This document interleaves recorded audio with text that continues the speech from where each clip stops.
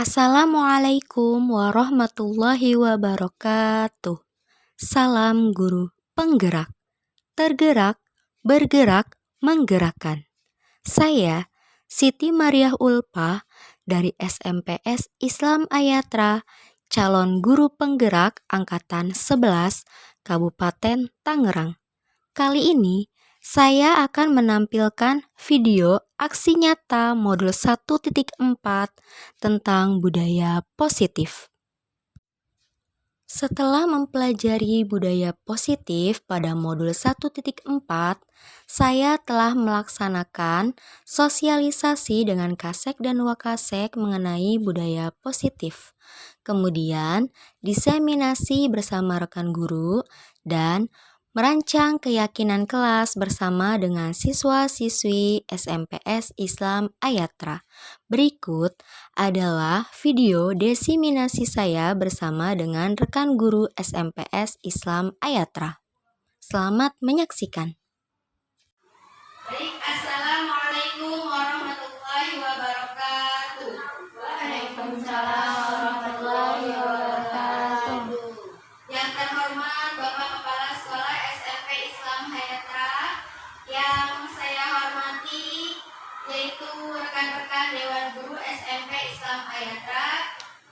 Sebelumnya terima kasih banyak atas kehadirannya untuk hadir di acara diseminasi positif budaya positif yang akan saya sampaikan ini. Selamat datang kepada Pak Rudi dan Pak Yudo. Silakan menempati duduknya. Sebelumnya di sini saya mohon maaf, bukannya saya ingin mengajarkan. Di sini saya hanya ingin membagikan informasi yang sudah saya dapatkan dari guru penggerak, yaitu mengenai budaya positif.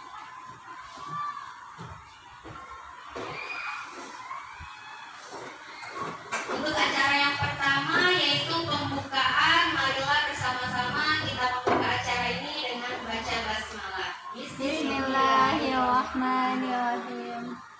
Baik, alhamdulillah acara telah kita buka. Yang kedua yaitu ice breaking, supaya kita semangat di sore hari yang cerah ini. Kepada Bapak Ibu Dewan Guru dimohon untuk berdiri.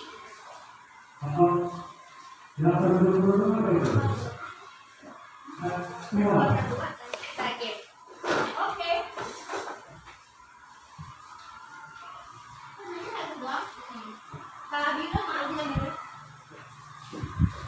Di sini saya memiliki satu buah permen yang dibagikan kepada rekan-rekan. Nanti kita ice breaking-nya berebutan satu permen itu. Siapa yang berhak mendapatkan permen tersebut?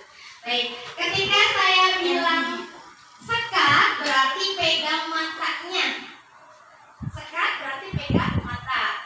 Kalau saya bilang sikut berarti pegang sikut. Kalau saya bilang sakit berarti pegang perut. Ya, kalau saya bilang sikat berarti sikat permennya. Ambil. Siapa yang mendapatkan permen itu yang berhak? Oke. Siap? Kita latihan dulu ya. Sekat. Mata. Dua-duanya boleh. Oke. Sikut. Sakit. Sikat. Berarti harus semangat dan biasa berlatihan. Oke. Sekarang kita mulai lagi. Boleh selfie sama Bapak? Iya. Baik, kita ulangi kembali ya. Bismillah, mudah-mudahan SPT ini saya seru juga bisa diajarkan kepada anak-anak supaya anak-anak semakin bersemangat. Baik, konsentrasi, siap, mulai.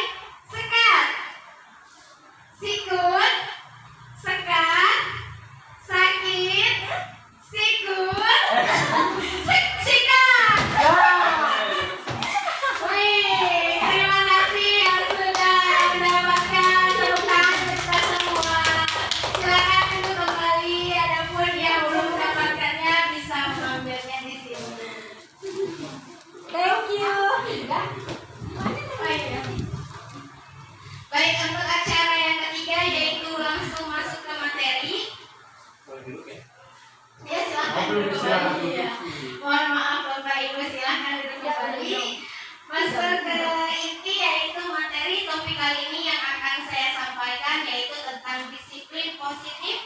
nilai-nilai kebijakan universal. Yang kedua, teori motivasi, hukuman, penghargaan, restitusi. Yang ketiga, keyakinan kelas. Yang keempat, kebutuhan dasar manusia dan dunia berkualitas.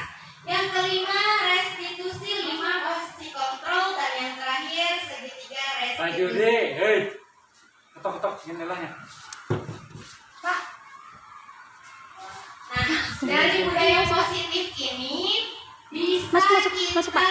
ambil kesimpulan bahwasanya di sekolah kita itu perlu adanya disiplin positif, di mana hukuman yang kejam-kejam itu sudah tidak ada lagi. Adapun kita bisa mengimbangi anak Sini, Pak, duduk supaya sama dapat berpikir kritis untuk menjadikan anak yang disiplin. Di sini saya memiliki pertanyaan pemantik, setuju atau tidak setuju. Yang pertama, hukuman dapat mendisiplinkan anak. Kira-kira Bapak Ibu setuju atau tidak setuju? Setuju. Setuju. Yang setuju angkat tangan. Setuju. Oke. Kembali tangannya. Yang kedua, pemberian hukuman dengan hal positif seperti membaca atau membersihkan halaman sekolah dapat meningkatkan disiplin anak. Setuju atau tidak setuju? Setuju. Baik, yang setuju angkat tangan. Oke, semuanya setuju. Yang terakhir, memberi penghargaan dapat meningkatkan motivasi belajar anak. Setuju atau tidak setuju? Setuju. Berarti semuanya sudah setuju. Terima kasih.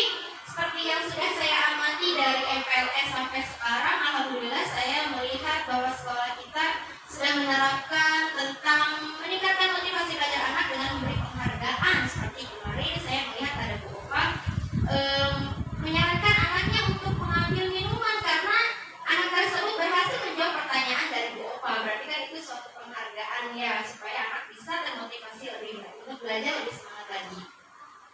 Berikutnya masuk ke disiplin positif dan nilai-nilai kebajikan universal, yaitu siapa sih sesungguhnya yang memiliki kontrol supaya siswa-siswa di sekolah SMP Islam Ayatra ini mampu menjadi siswa yang berdisiplin. Yang pertama, biasanya kita menggunakan stimulus respon, di mana kita mencoba mengubah orang agar berpandangan sama dengan kita. Padahal hakikatnya kita tidak bisa mengubah siapapun mengikuti kehendak kita. Seperti pemahaman dari Ki Hajar Dewantara, sebetulnya semua anak itu tidak terlahir seperti kertas kosong, melainkan mereka memiliki minat dan bakatnya sendiri. Jadi ketika kita memaksakan anak tersebut untuk berlaku A, tidak bisa dipaksakan kalau dalam dirinya ini B.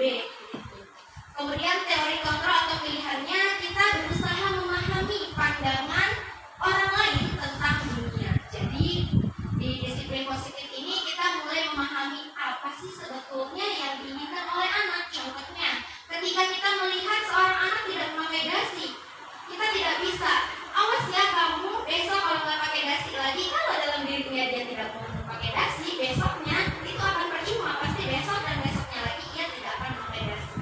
Tapi kalau kita berusaha memahami, oh ternyata di balik itu dia tidak memakai dasi karena tidak memiliki uang untuk membeli dasi. Jadi kita mungkin bisa memberikan solusi atau bersama-sama anak tersebut memikirkan solusinya supaya tidak terulang lagi kejadian tidak disiplin tersebut. Kemudian ada lagi perilaku buruk dilihat sebagai suatu kesalahan. Ada itu kalau anak berlaku salah satu, kita selalu nih anak selalu membuat kesalahan. Padahal teori kontrolnya adalah semua perilaku tersebut memiliki tujuan. Nanti akan ada di slide berikutnya bahwa kita selaku makhluk hidup itu memiliki kebutuhan-kebutuhan yang perlu kita penuhi. Baik, itu bisa lanjut ke slide berikutnya. Apa sih makna disiplin? Disiplin ini berarti belajar. Belajar untuk menerapkan kita ke depannya ingin menjadi orang yang seperti apa. Namun dalam budaya kita, makna kata disiplin telah berubah menjadi sesuatu yang dilakukan seseorang pada orang lain untuk mendapatkan kepatuhan. Contohnya, ketika kita mengendarai sepeda motor, padahal diwajibkan memakai helm. Tapi kadang kita berpikir bahwasanya ke depan doang ini sebentar gak usah pakai helm. Sama sama seperti anak seperti itu, pasti ada alasan-alasan tersendiri dalam diri kita. Maka kecenderungan umum adalah menghubungkan kata disiplin nonton film aja takut ditilang polisi. Nah ini berarti ketidaknyamanannya, motivasinya muncul dari eksternal, dari luar dirinya dia karena takut didukung, merasa tidak nyaman. Bukan dengan apa yang kita hargai atau pencapaian suatu tujuan mulia. Misal kalau pencapaian satu tujuan mulia, saya pengen jadi orang yang jujur deh, berarti dalam dirinya dia sendiri dia harus melakukan apa supaya menjadi orang yang jujur seperti itu. Nah, nilai-nilai kebajikan universal yang ingin kita dapatkan dari diri anak didik kita tentunya yaitu berperilaku baik, berakhlakul karimah, seperti dengan profil pelajar Pancasila yang sudah kita ajarkan di sekolah ini. Yang pertama beriman, bertakwa pada Tuhan Yang Maha Esa, berakhlak mulia, mandiri, bernalar kritis, berkebinekaan global, bergotong royong, dan kreatif. Nah, selain nilai-nilai kebajikan yang tadi, kita juga bisa menanamkan kepada anak nilai tanggung jawab, disiplin, nilai kejujuran, dan nilai-nilai yang lainnya. Kemudian masuk ke yang kedua, yaitu teori motivasi, hukuman, penghargaan, dan restitusi. Teori motivasi perilaku manusia. Setiap manusia memiliki perilaku yang beraneka ragam. Tentunya anak didik kita juga seperti itu. Yang pertama, untuk menghindari ketidaknyamanan atau hukuman. Apa yang akan terjadi apabila saya tidak melakukannya? Itu ada motivasi eksternal atau ketakutan dalam luar dirinya sehingga ia terpaksa untuk mematuhi yang ada di peraturan sekolah kita ini. Yang kedua, untuk mendapatkan imbalan dari orang lain atau institusi. Apa yang akan saya dapatkan apabila saya melakukannya? Contoh, ketika anak tersebut datang lebih pagi daripada teman-temannya, wali kelas saya akan memberikan saya penghargaan berupa uang Rp5.000 misalnya. Nah ini berarti motivasi eksternal juga dari luar, tapi bisa menimbulkan hal yang positif dari anak tersebut karena ada penghargaan. Yang ketiga, untuk menghargai diri sendiri, tidak ada imbalan, tidak juga ada ketakutan, tapi muncul dari dalam dirinya sendiri bahwasanya kalau saya berangkat jam 7 ke sekolah, saya bakal terlambat, maka saya harus lebih pagi lagi. Nah itu berarti muncul dari dalam dirinya sendiri, menjadi motivasi internal seperti itu.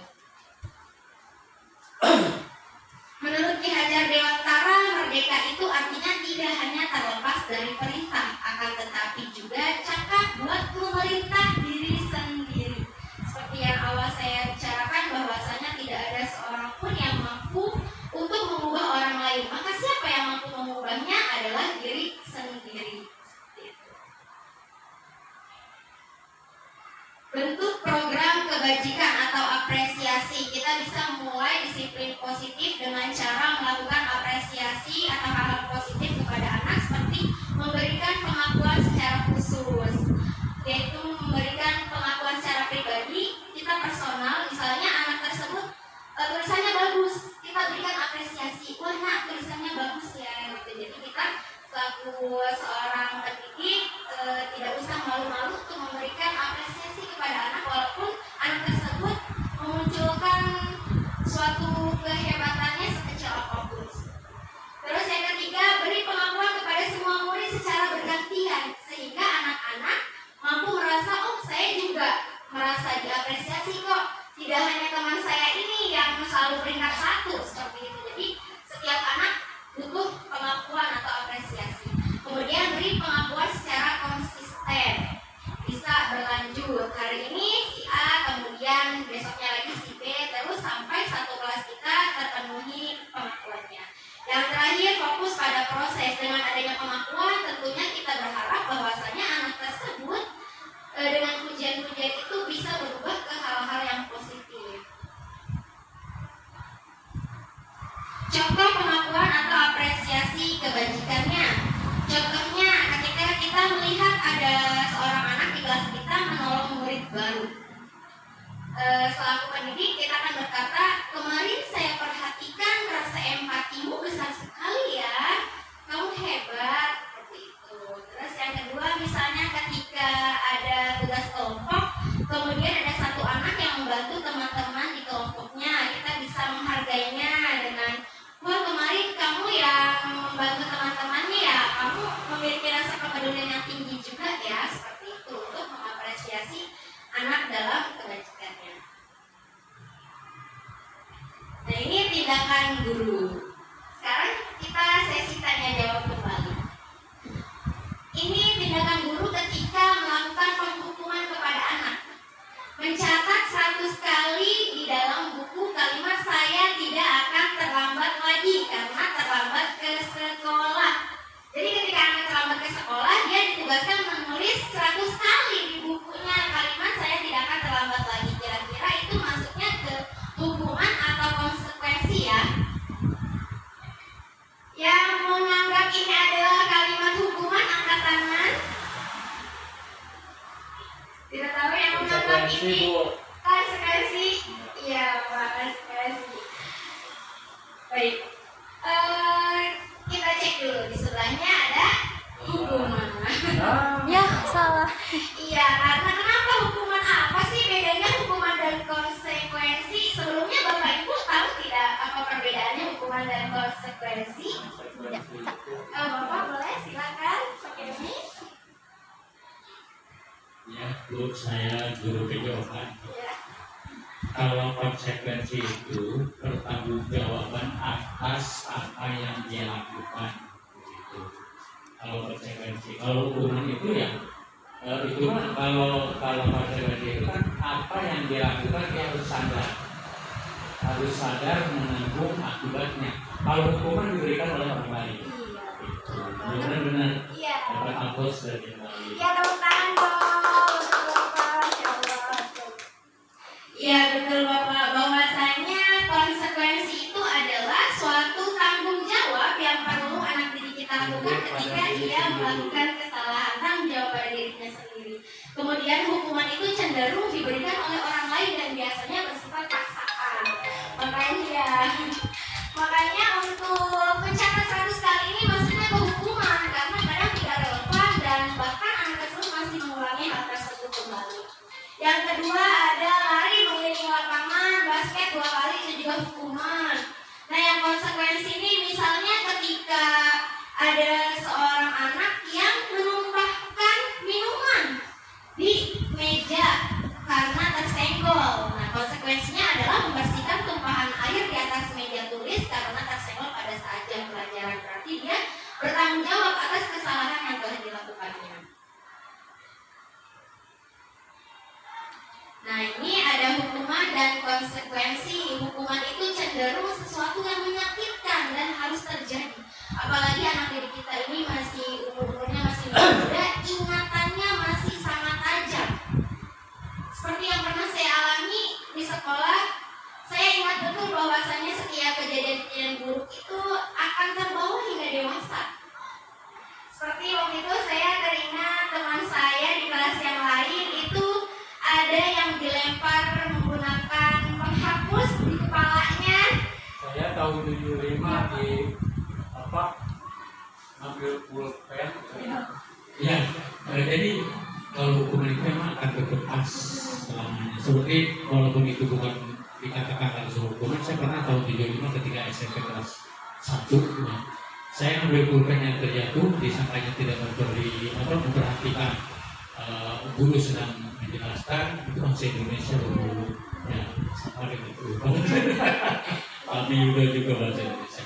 Itu saya di kepala saya pakai kapur, di kotak gitu. Saya bilang tuh saya ambil pulpen bukan tidak memperhatikan, kebetulan ya berat saya jatuh dan harus mencatat. Tapi karena itu hukuman ya sampai sekarang saya merasa dan ingat itu. Tapi mudah-mudahan waktu bagaimana guru saya itu tidak bisa dosa itu. Kalau sudah tiada. Terima kasih.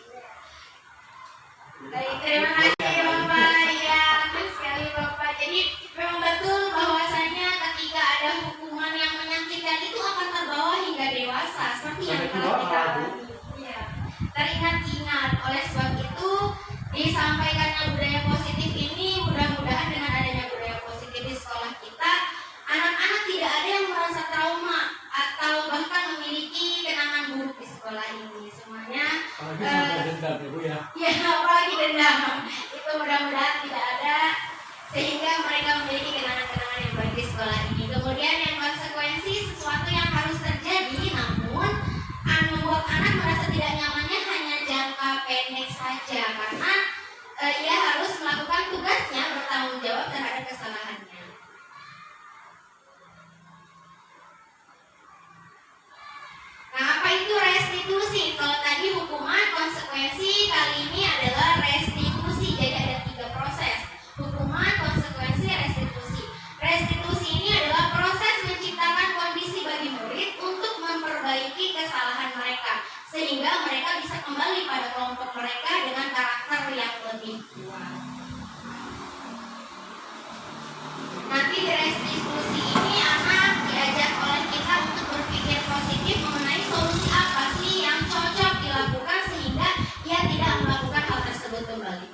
Identitas gagal dalam hukuman. Tadi, murid atau anak akan tersakiti. Sedangkan konsekuensi itu murid atau anak hanya dibuat tidak nyaman. Sedangkan restitusi, murid atau anak mendapatkan penguatan karakternya. Kita ingin menjadi anak yang seperti apa, maka itu ada di restitusi. Nah, ini 9 ciri-ciri restitusi, yaitu restitusi bukan untuk menebus kesalahan, namun belajar dari kesalahan.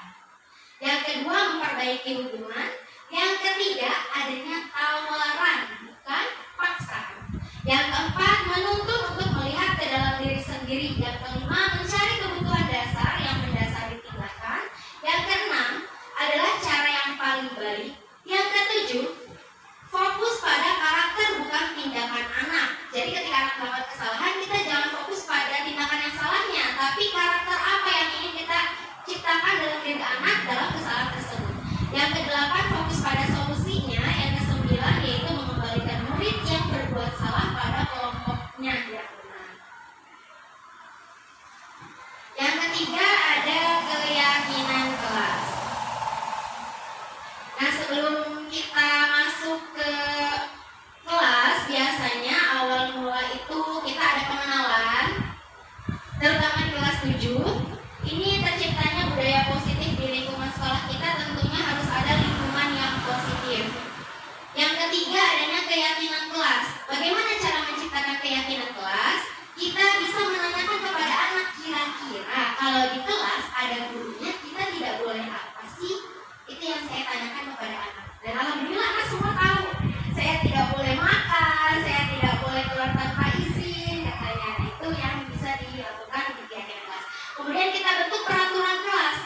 Kita ubah kata tidak boleh menjadi kalimat yang positif. Seperti misalnya, tidak boleh buang sampah sembarangan. Anak akan kita ajukan. Kalau kalimat positifnya gimana nih? Misalnya, buanglah sampah pada tempatnya. Betul. Maka kira-kira kalau ada yang buang sampah pada tempatnya, kita apain ya? Gitu. Jadi anak nanti ada solusinya juga, sehingga mereka ketika ada melakukan kesalahan tidak ada paksaan, karena kita semua sekelas yang melakukan keyakinan kelasnya atau menciptakan peraturannya. Nah, yang manakah yang merupakan keyakinan kelas? Ada sebelah kanan kesepakatan kelas, sebelah kiri juga kesepakatan kelas. Kira-kira yang kanan atau yang kiri, Bapak Ibu? Udah kelihatan?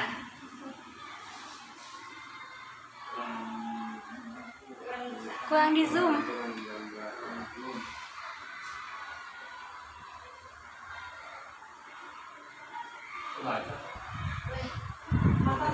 Ya, saya bacakan ya. Ada datang tepat waktu, mengucapkan salam, menjaga kebersihan sekolah. Yang sebelah kanan berdoa sebelum sesudah kegiatan, aktif dalam pembelajaran, dan aktif yang sebelah kiri. Kami guru dan murid yang saling menyayangi. B. Kami murid yang semangat belajar. C. Kami murid yang peduli dengan teman-teman. Kesepakatan kelasnya kira-kira yang kanan atau yang kiri? Semuanya bahagia. Semuanya bagus. Yang hijau. Oke. Yang sebelah kiri Bapak. Oke, solusinya ganti. Ya, dua-duanya sudah merupakan keyakinan kelas yang betul, tapi bisa juga kami guru dan murid yang saling menyayangi. Artinya tidak hanya murid juga yang dibentuk dalam kesepakatan kelas tersebut, tapi guru juga bisa dibentuk untuk melakukan keyakinan kelas. Nah, ini kegiatan pembelajaran keyakinan kelas A, B, T, dan Y. Ini nilai-nilai kebajikan yang tadi yang bisa kita lihat dari perilaku anak. Misalnya terdengar, oh kita mendengar ada anak yang mengucap kata-kata yang sopan, berarti terdengar. Kemudian terlihat ketika kita membawa banyak, ada anak yang menghampiri, saya bawakan sini. Nah, itu terlihat, berarti anak memiliki posisi yang positif seperti itu. Kemudian berperilaku kepada teman-temannya, saling mengayomi, saling merangkul. Berperilaku yang baik itu bisa kita terlihat juga, dan perilakunya terlihat juga.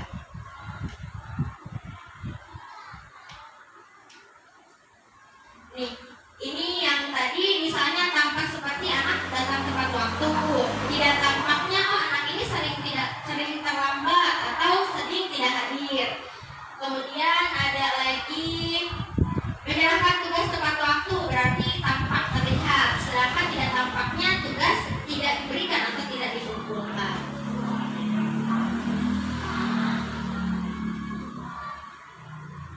Nih, peraturannya itu selalu kembalikan buku ke tempatnya, berarti nilai kebajikan yang ingin kita ciptakan kepada anak adalah nilai tanggung jawab.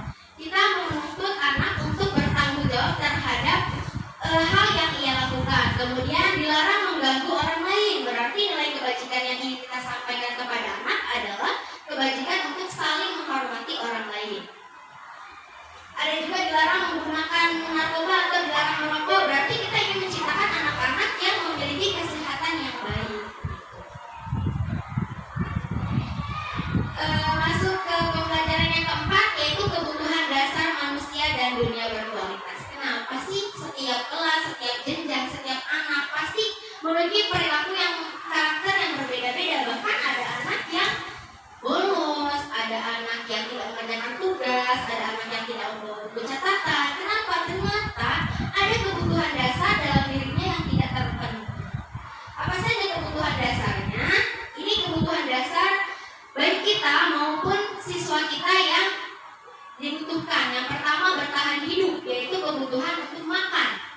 Kalau nggak makan, lapar, pasti ada anak yang ngantuk, tidur. Berarti kebutuhan dasar bertahan hidupnya tidak terpenuhi. Yang kedua, ada kasih sayang dan rasa diterima. Masya Allah ya, anak-anak kita, anak didik kita di sini. Setiap saya berkoordinasi, ngobrol dengan mereka, ternyata banyak sekali di rumahnya ya memiliki latar belakang keluarga yang cukup membuat sedih. Jadi tidak heran bahwasanya banyak anak yang seperti cari perhatian dengan kita karena mungkin ada kebutuhan rasa kasih sayang dan rasa diterimanya yang tidak terpenuhi. Yang ketiga, ada penguasaan. Penguasaan ini rasa berkuasa.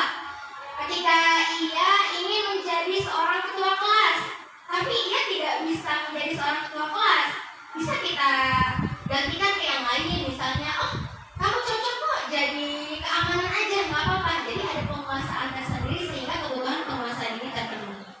Kemudian ada kebutuhan kebebasan. Makanya ketika di kelas kadang ada anak yang jalan-jalan maju ke belakang gitu Pak. Iya Bapak, betul. Mungkin ada kebutuhan kebebasannya yang tidak terpenuhi. Jadi dia itu pengennya bebas, pengennya jalan-jalan gitu. Yang terakhir ada kebutuhan kesenangan. Kita selaku pendidik juga tidak selalu bisa untuk memberikan seperti tayangan PowerPoint atau video di depan kelas. Ada kalanya kita juga memberikan tugas dan memberikan catatan, bahkan berceramah di depan. Tapi ternyata ada anak yang pengennya itu senang, kayak pengen dengerin musik, pengennya nonton video, tapi kebutuhan itu tidak terpenuhi, maka di kelasnya dia akan tidak mengerjakan tugas, misalnya, karena ada kebutuhan kesenangan yang tidak terpenuhinya. Kemudian ada 5 posisi kontrol yang bisa kita terapkan atau bahkan sudah kita terapkan terhadap siswa-siswa kita. Yang pertama yaitu sebagai penghukum. Kita bisa menempatkan posisi kita sebagai penghukum, menghukum anak yang telah melakukan kesalahan.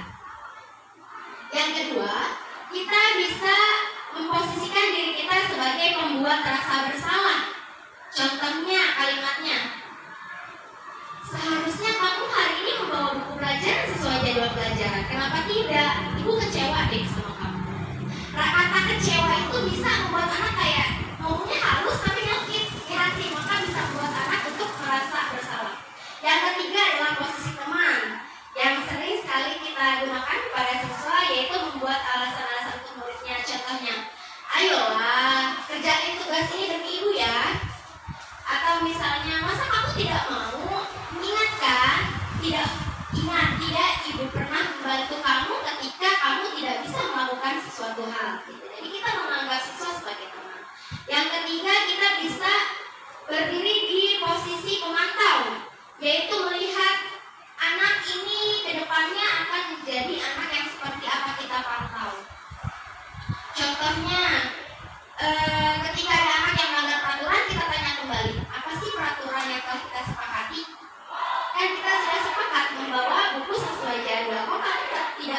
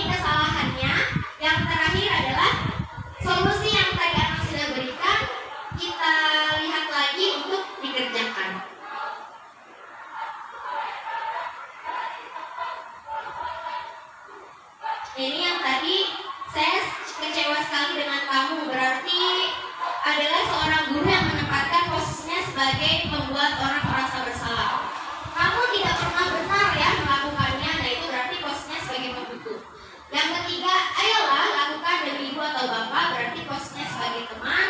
Kemudian, apakah kamu mau mendapatkan stiker bintang hari ini? Nah, itu kan ada motivasi, berarti sebagai pemantau. Yang berikutnya ada manajer. Bagaimana kamu bisa menyelesaikan masalah ini? Ditanya solusinya ke anak, berarti sebagai posisinya manajer. Nah, ini yang bisa kita terapkan di sekolah ini bukan hanya BK ya, tapi kita selaku guru, wali kelas bisa menyelesaikan masalah menggunakan segitiga restitusi ini. Segitiga restitusi itu apa sih? Segitiga restitusi itu cara menyelesaikan masalah dengan disiplin positif. Yang pertama, menstabilkan identitas.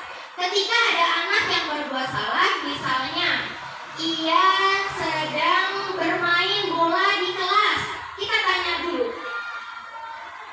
main bola di kelas itu boleh nggak sih? Anak berpikir sendiri, sebenarnya mereka sudah tahu bahwasanya bermain bola di kelas itu tidak boleh. Yang kedua, ada validasi kebutuhan.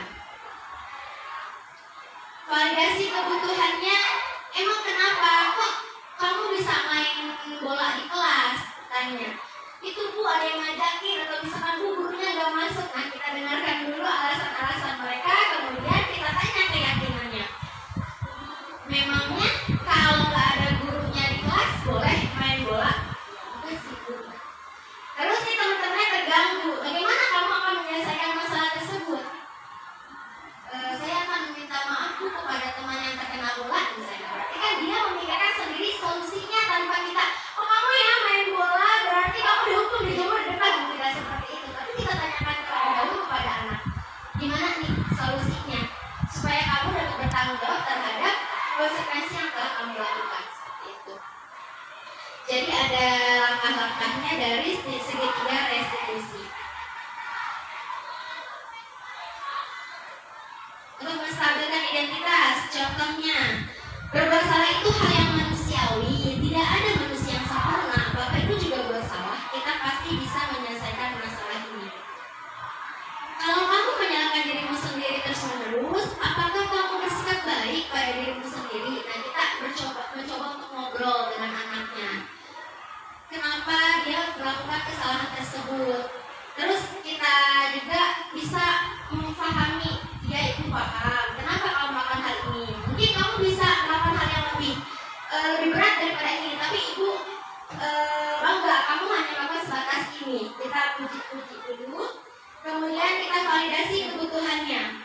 Nih, kamu bisa saja kan melakukan hal yang lebih buruk, tapi kamu tidak melakukannya kan? Jadi ada tekanan-tekanan yang oh iya juga ya, alhamdulillah gitu. Dia tidak melakukan hal yang lebih buruk lagi. Sebenarnya kamu itu pengen jadi apa sih nanti ke depannya? Kita tanya, kita ajak berdiskusi sehingga anak berpikir lebih kritis. Kemudian yang terakhir ada menanyakan keyakinannya. Ketika kamu melakukan hal tersebut, apa sih yang kamu rasakan? Ketika kamu melakukan itu, kamu menjadi orang yang seperti apa? Misalnya ketika dia mengambil uang temannya, apa yang kamu rasakan? Saya bisa jajan. Ketika kamu melakukan itu, kamu menjadi orang yang seperti apa? Dia mikir lagi, oh saya tidak boleh seperti itu ya Bu. Gitu. Jadi kita tanyakan terus, kita ajak berkomunikasi sehingga tidak hanya kita yang memberikan hukuman kepada anak tersebut, tapi anak tersebut juga bisa memikirkan tanggung jawab apa yang bisa ia lakukan untuk mempertanggungjawabkan kesalahannya. Nah, ini disiplin positif. Akhirnya ada tadi, ternyata setiap anak itu melakukan hal yang tidak baik karena adanya kebutuhan dasar manusia yang tidak terpenuhi.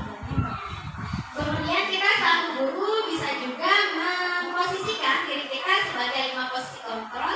Ada penghukum, pembuat rasa bersalah, teman, pemantau, dan manajer. Kemudian ketika anak berbuat salah, kita tidak bisa langsung menghukum, kita bisa menggunakan segitiga restitusi untuk bersama-sama dengan anak mencarikan solusi apa yang akan dilakukan untuk mempertanggungjawabkan kesalahannya. Itu kesimpulannya hari ini. Dan refleksinya, saya ingin bertanya, hal baru apa sih yang mengubah paradigma Bapak Ibu setelah mendengarkan budaya positif ini? Ada nggak sih hal baru yang didapatkan atau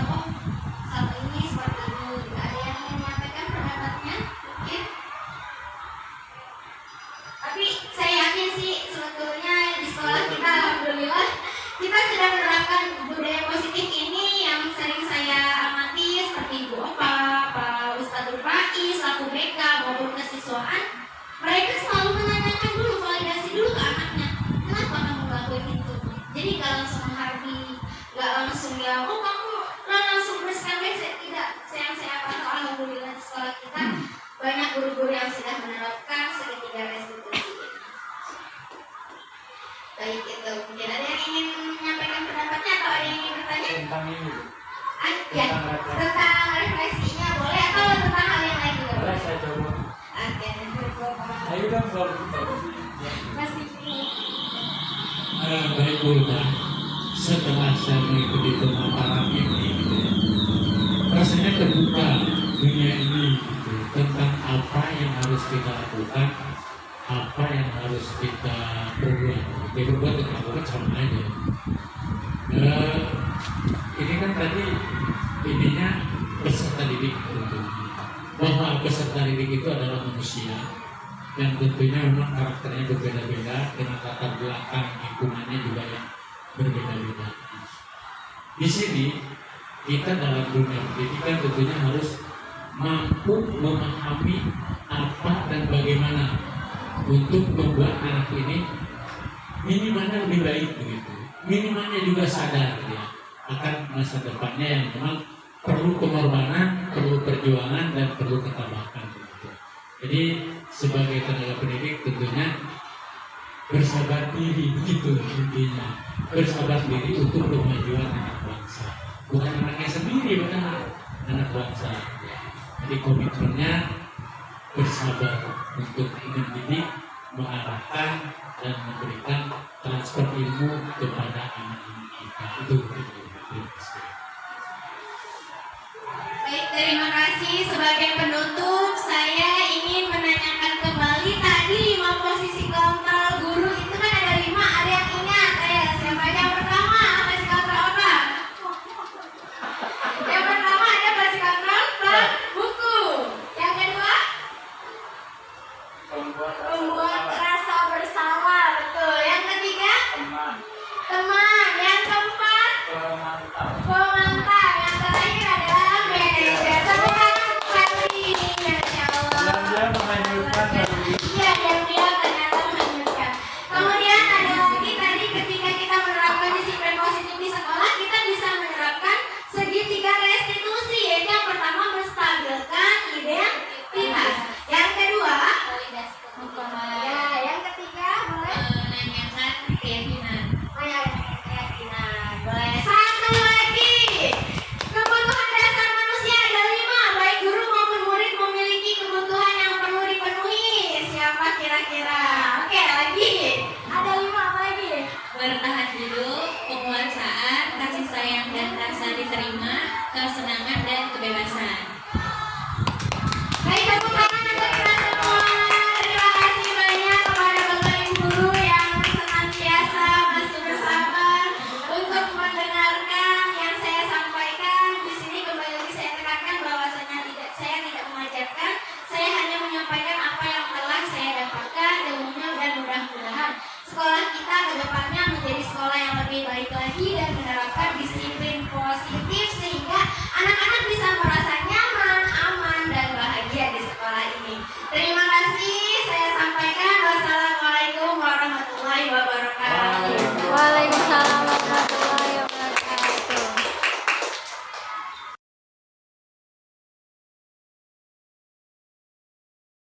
Belum hari ini katanya tadi ada yang bilang yang gak pakai peci dikuncir ya. Kemarin kita sudah buat apa? Perjanjian. Perjanjian, peraturan. Hari ini ibu ingin menyampaikan beberapa